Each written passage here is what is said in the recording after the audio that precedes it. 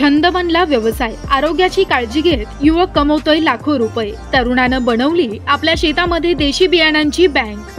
सोलापूर जिल्ह्यातील हिवरे येथील तरुण शेतकऱ्यानं पारंपरिक देशी बियाणांपासून सेंद्रिय शेती करून वार्षिक 20 लाख रुपये उत्पन्न घेतलं। अनिल गवळी असं या तरुण शेतकऱ्याचं नाव आहे। गेल्या 10 वर्षापासून अनिल हे काम प्रामाणिकपणे करत आहेत। अनिलनं आपल्या 8 एकर शेतीमध्ये गेली 10 वर्षापासून अंतर्गत पीक म्हणून ऑर्गॅनिक पद्धतीनं देशी भाजीपाल्याची लागवड करतात। आपल्या छंदासाठी पारंपरिक देशी बिया गोळा करून देशी बियाण्यांपासून भाजीपाला पिकवण्यास सुरुवात केली। ऑर्गॅनिक पद्धतीनं शेती करून अनिलकडे आता भाजीपाला, गहू, मका, बाजरी अशा सुमारे 60 प्रकारच्या चांगल्या देशी बिया उपलब्ध आहेत। या देशी बियाणांचा प्रसार व्हावा म्हणून अनिल गवळी हे कृषी प्रदर्शनामध्ये देशी बियांचं स्टॉल लावतात। त्यांनी स्वतःच्या घरामध्ये सीड बँक तयार केली आहे। गेल्या 10 वर्षात राज्यातील सुमारे 40,000 लोक अनिल यांच्याशी जोडले गेले।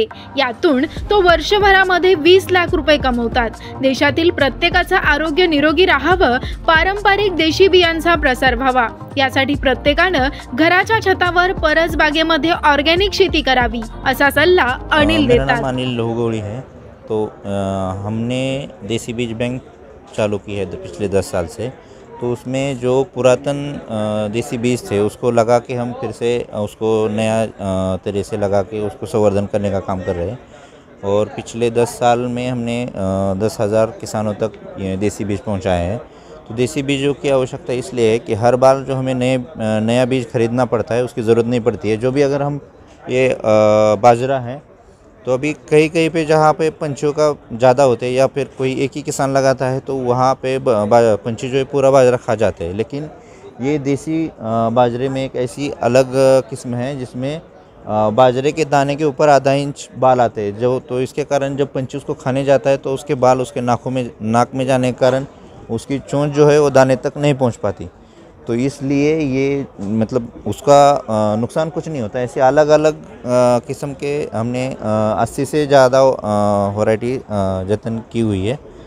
और आगे भी अगर किसी के किसान के पास इससे अलग है तो उसको हम हमारा जो भी बीज चाहिए वो फ्री में देते हैं और उनसे हम फ्री में लेते हैं। तो इस वजह से हमारा जो बीज बचाने का कार्य है वो चालू है। इसको ज़्यादातर खाद की ज़रूरत नहीं पड़ती है, सिर्फ गोबर खाद के ऊपर हम इसका उत्पादन अच्छा ले सकते हैं।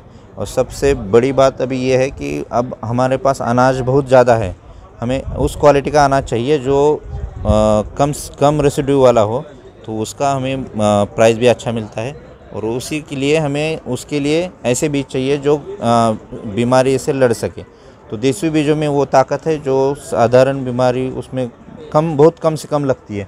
अभी इसमें इसको इंग्लिश में स्वॉर्ड बीन्स कहते हैं, मराठी में पटाड़ी कहते हैं। अगर इसका हम एक बीज भी लगाते हैं तो एक बीज से कम 300 से 400 किलो इसकी फलियाँ निकलती है।